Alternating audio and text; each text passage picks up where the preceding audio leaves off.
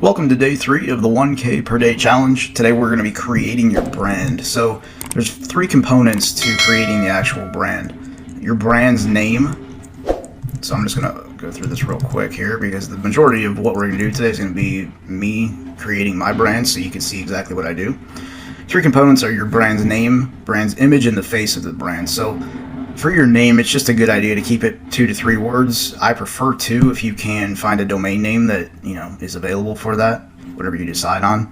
And the name itself should kind of make it feel like it could be an audience, meaning you don't want to pick a name that is kind of just about information or something like that. It should fit well with an audience, so when somebody lands on the site or even just hears the name, it makes them feel like it's an audience of people that are like them. So the brand's image, you want to make sure the logo just matches the niche, which is kind of self-explanatory.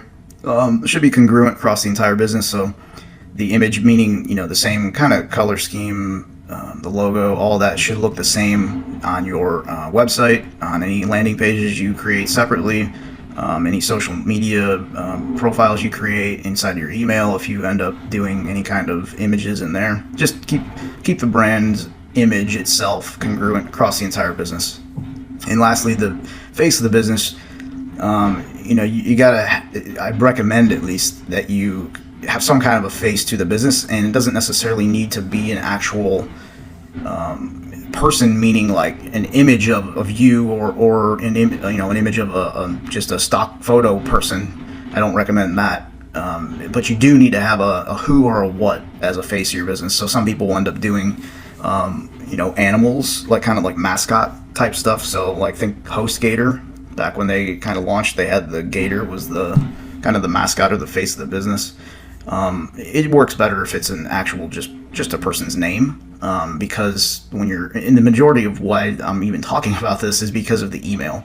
The email that you are sending all your stuff from is going to have that person's name instead of just it being support or info or contact at whatever your domain name is. You want it to be a person's name. So let me just go through each of these here real quick. I didn't initially plan on creating slides for this lesson today, but I thought just to kind of keep congruency with previous days' lessons, and it's also helpful to kind of have these steps listed in a PDF, so below the video you got access to these slides. So the domain name, good practices, again, just 2 to 3 words, what I recommend. It doesn't mean you can't do a 4, even 5 word domain and make good money with it. Doesn't mean that at all. So I just prefer when I'm creating like an actual brand and not just like a site to sell one specific product. If I'm creating a brand, I like to just keep it 2 words or 3 at the very most. For domain names, .coms are preferred and what I consider, and everyone really considers them to be the best. It's just kind of the standard. To me, anything else other than .com, it just seems just not as professional. But maybe that's just my opinion. I don't know.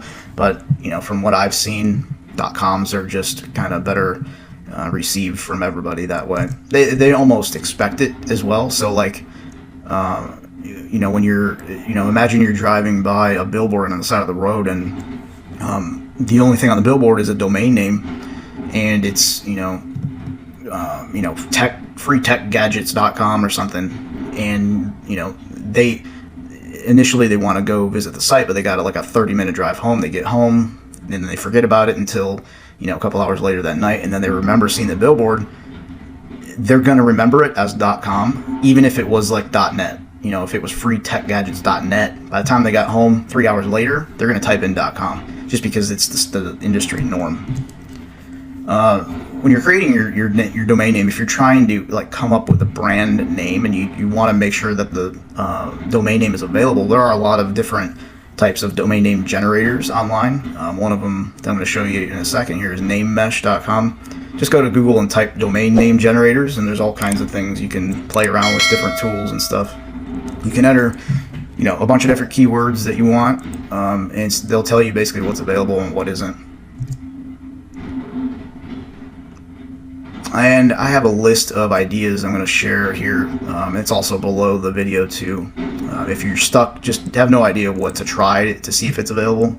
That'll all be, we'll go through those in a second too. Logo, pretty simple. I just recommend using canva.com. You can do it for free. Just create a free account. There's just tons of places you can get a logo. A lot of them, they'll charge you eventually once they'll let you build the entire logo for free, and then at the end, if you actually want to download it and use it, you end up having to pay for it. So there are other free logo generators or free logo creators online. They're just, in my opinion, harder to use and just not as high quality logo at the end of the day. So I recommend Canva. Canva is what I'll be showing you how to use today. Lastly, the face of the business. Like I said, I recommend choosing an actual person.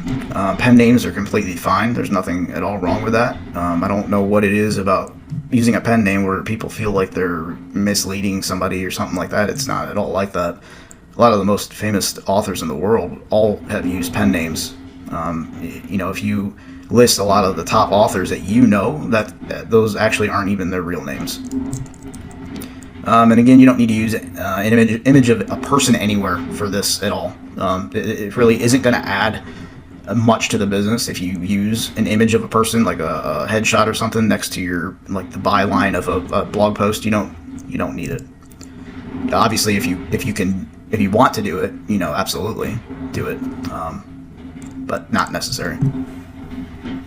Create an email address using your brand's domain name. Pretty self-explanatory. I'll be showing you how to do that as well. So, all right.